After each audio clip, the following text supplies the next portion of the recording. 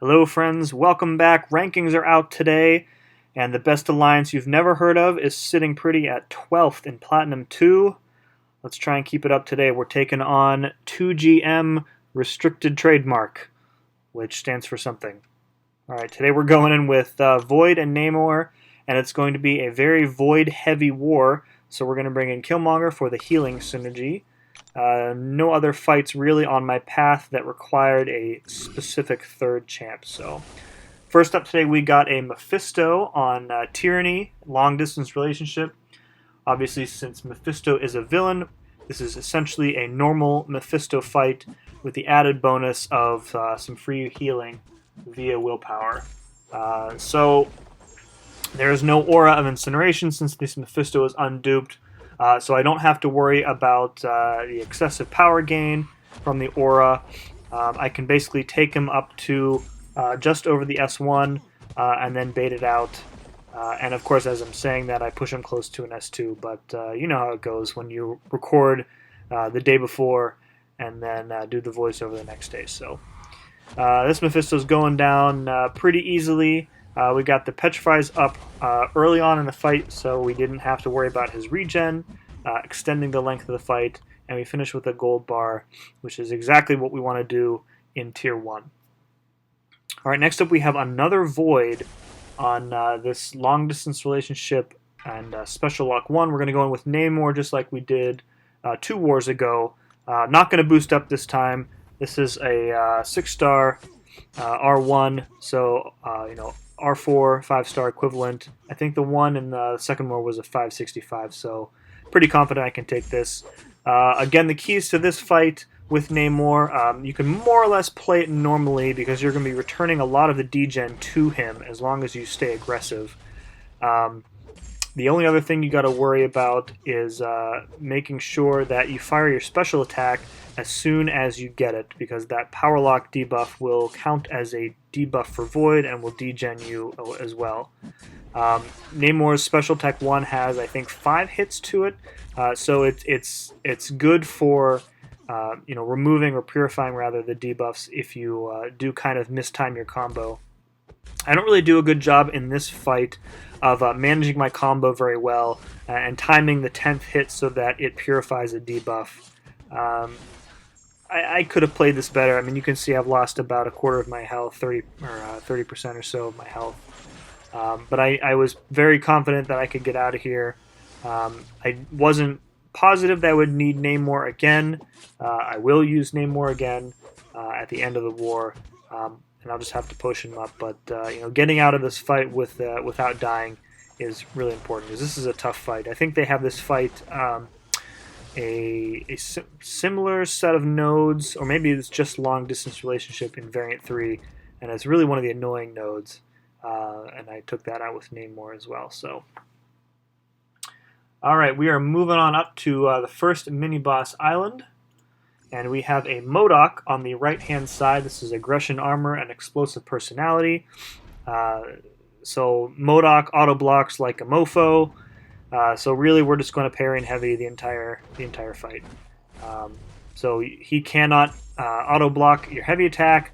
This person does not look like, if you pay careful attention to the parry stun length, I don't think that this person is running 5 out of 5 limber, because I'm hesitating, between the parry and the heavy attack. And then Void has a little bit of a charge up time on his heavy attack when he does that little uppercut swing thingamajigger. But I'm not really, I'm not catching him on an attack when the parry stun wears off. I have plenty of time to get it in. So special attacks not really safe to use here because he can and will auto block in the middle of a special. So similar to when you fight an Iron Man Infinity War on this node, you really just have to let the degen do its job, and then at the end you can finish him off with a special 3. This is a lot easier, I think, of a fight than Iron Man Infinity War, specifically because you can consistently parry him, whereas with Iron Man you have to you can't really parry him because his medium is not stunnable. you have to either bait out a heavy or hope you get lucky and he throws a light attack on you. This is much easier, much faster of a fight. The other thing I wanted to mention is that at the end, when Iron Man drops below, if he's duped, he drops below, I think it's 15% health. He gets like a bunch of stacks of armor as an emergency, and it really kind of prevents the use of a special 3 to finish him off unless you remove those stacks of armor. MODOK does not have that ability, so when you get down pretty close, you can just launch the S3. I think I play it safe in this instance just because this is war, and playing it safe is usually the right strategy in any situation. So there we go. He's got 2% left, and we're going to violate him a little. His surprised face. That's great. All right, and MODOK goes down. All right, we're heading up to Path 1 on Section 2. We got a Sinister here on Recovery and Vigor and Indomitable. Duped or unduped doesn't matter. I am going to boost up for this fight, and the next 2 fights I'm going to be taking out on this path. I think, so the next fight on my path is a Thing, but I'm just using a couple of light boosts, just for a little bit of extra attack. So Sinister, my approach is always essentially just bait the S1. Void's crit rating is not very high because all of his damage comes from his debuffs and his degeneration. So in general against Sinister, you're not going to be regenerating a lot of his health with just your basic attacks. Mistimed the S1 there, of course. Took a bit of degen, that sucks. Gonna have to heal up Void for later, but that's why I brought Killmonger, so I can naturally heal up some of that damage just by applying debuffs. So we've already got the Petrifies up, which means he should be... I don't think he is completely... I guess it is. The math sometimes confuses me with the recovery node adding plus 200%, but then Petrify reduces it. I think what happens here is that since the Indomitable node activates a passive heal block when the regeneration hits 0%, I think that's what it is. Because when Sinister came out in his event quest, even with Fear of the Void and a couple Petrifies up, he was still healing, and I couldn't really figure out the math behind it, but don't have that problem here. All right, next up we got a tough one. We got a Thing on Recovery and Buffet and Indomitable. Thing is much easier to fight for me, for most people I would imagine. When he's stunnable, you can better manage his rock stacks in this case. Even so, I'm going to pop on an invulnerability boost here just for safety's reasons. So again, the most important thing that I try and keep in mind when I fight Thing is, when you have to remember how many hit events your special attacks have. So Void Special 1 and Special 2 both have 2 hits. So I can never take him above 13 rock stacks when I have a special ready to go. This way I know that my special attack will always take him to 15, and then I can immediately bait out a special attack from him, and then kind of start that cycle over again. Thing has a pretty sizable health pool here, so it's kind of slow going at the start, especially since I'm going to be triggering Buffet a little bit. But once we get those Petrifies up, and he gets the passive heal block from the Indomitable node, the degen will really start doing its work here. Thing's special attacks also have incredibly long distance on them, so it's easy against him, especially when he is stun immune or debuff immune, to get pushed back against the left wall. I'm not very good at doing the heavy intercept on Thing. I'm not exactly sure where the opening is there. I think Seatna did a video on that a while back when Thing came out, but I don't really fight Things that much to get enough practice doing it. So, all right, we've got Fear of the Void up here and a couple Petrifies, so we're getting a bunch of degen, little attack bonus. You can see that Killmonger is keeping us nice and pretty with that yellow bar, healing back all of the parry stun damage. Or I'm sorry, just the parry damage. And then we're going to get out of here with the yellow bar. So pretty good fight. Very, very happy with how that turned out. All right, next up we have a Emma on Buffet, Best Defense, Empowered Immunity. So there's no Indomitable here, so I will be able to reverse her buffet regeneration. Best defense doesn't matter.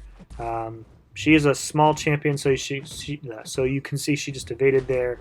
And I think the best defense node also plays around with the global dodge tactic as well.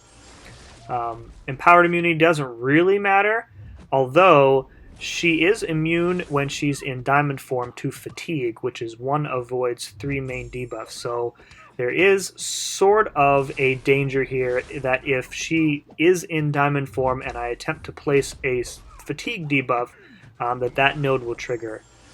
Fortunately, she pretty much stays in telepath form the entire fight.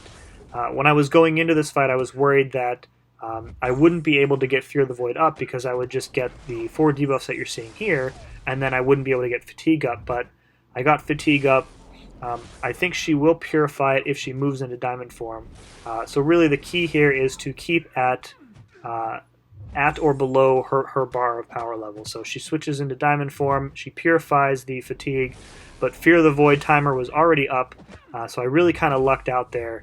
But Fear the Void, shows up just in time, and down she goes. All right, we're headed over to Boss Island now. I am going to finish off this breakthrough stun immune thing, and I'm going to speed this fight up because it's really only the last 30-some thousand health. I was just talking a minute ago about how Thing is much easier when he's stun immune or when he's stunnable. In this case, I just bait out the full heavy rather than trying to heavy intercept, because as I mentioned, I'm not very good at it here. Other than that, I think the degen gets around the armor, so I'm not really worried about the breakthrough node. I'm just trying to survive and not take a lot of damage until he's down. So, all right, moving up to another mini boss. We got a Sabertooth here on Recovery Strike Back. So I'm going to heal up Void just in case I miss time in S1 and take one of those nasty bleeds to my face. So the key here is really to just manage his power. Don't fire a special attack if you don't have power to give him. I think at some point here, midway through the fight, I actually throw my special 2 because I have one of each debuff type already up for the maximum degen available. And I have an opportunity there to get a couple extra debuffs there from the S2, so I do that.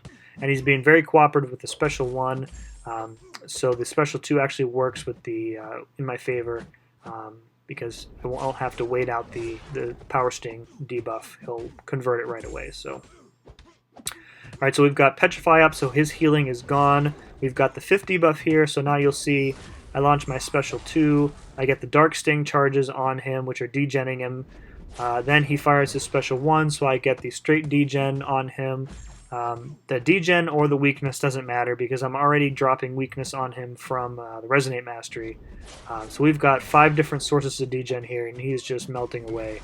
We get Fear of the Void up, but similar to the last fight, it's really it's done and over with at this point. Killmonger keeping us healed up. And this fight is over. All right, last but not least, we get some boss action in today. We have a 455 Korg boss, and I'm going to go in first shot with Namor. I am going to heal him up, so my bad play on the Void fight at the beginning of the war is coming back to bite me a bit. So I forget to heal up. Then I heal up now, and then I have to go back in and apply my boosts here. So I'm going to heal him up to max. A little bit of overkill on that L4 potion, but this is war, and that's what it takes sometimes. So I'm going to fire on I think a medium champion boost, a light attack boost, and then I think a 12% mutant special boost, just because in this matchup, the special attacks are really what is going to damage Korg the most, and you really want to do as much as you can before his the adaptive buffs become too much of a problem and give him too much physical resistance. So this Korg, of course, is stun immune, so we're just going to be baiting out the heavies, dodging whatever special attacks he throws at us, trying to push to the S2 where necessary. One thing that I don't do a good job of in this fight is throwing my S3 when his rock stacks are gone. It's not a huge deal because the damage from the S3 is not as important as the damage from the Special 2 and or Special 1 that follows it. So Korg being bleed immune is also very beneficial here. You can see we're already 40 seconds in and I am nearing maximum outrage already. I've already got my first Special 3 ready and he's got no power, so I'm in a great spot here. I launched my Special 3. This was a bit of a mistake. I waited too long for my Special 3, and I was worried that when I came out of this that he was going to be unstoppable and unblockable, and I wasn't going to be able to get my normal cycle in. However, I come out of the Special 3, and those passes are gone. I get my second S3 off, and you can see these Special 3s aren't really doing much damage because of the rock stacks, but that's okay. So the next Special 2, and then I think I do get a Special 1 in, are what is going to do the bulk of the damage here. So wait for him to come in, do a Special Intercept, and it's just 40k last hit there. No crits, I don't think, but that's okay. And then follow up with a Special 1, and all of a sudden, the fight is pretty close to being over. So I'm not really sure why I didn't punish there. I don't really know what was going on there. So bait now to heavy again here. Able to push him to 2 stacks, trying to bait out that S2. There he goes. And just trying to clean up the fight here. There's a little bit of danger of timing out. I think Legacy had the same problem at the end of a fight with a Korg where it seemed like Namor was doing next to no damage. And you can see I'm doing, 800, 700, 1,000 on standard hits. And I think, as I mentioned before, that is because of the physical resistance buffs that he's getting from Adaptive. So that's why it's really important when you have Namor to get as much damage in as you can right away. An easier way to do that might be to just do medium-medium at the start of the fight on every combo. That way you can build up your outrage as quickly as possible since you're guaranteed 1 on each medium since he's bleed immune. You can probably get to your double S3 faster, but regardless, we get him down, 11 seconds left, so we get the solo, and that felt pretty good. What didn't feel good, however, was that we took another L today. This brings our record to 2-2. It was pretty close. We had a remarkable defensive run. We had a Captain Marvel on a node in Section 2 that our opposing battle group got stuck on, and I think she got something like 21 kills. They just didn't have a solution for her, so that was a bit amusing to watch. They did manage to finally get her down somehow, so good job to them, I guess. And that's about it for me, so thanks for watching, and we'll see you later.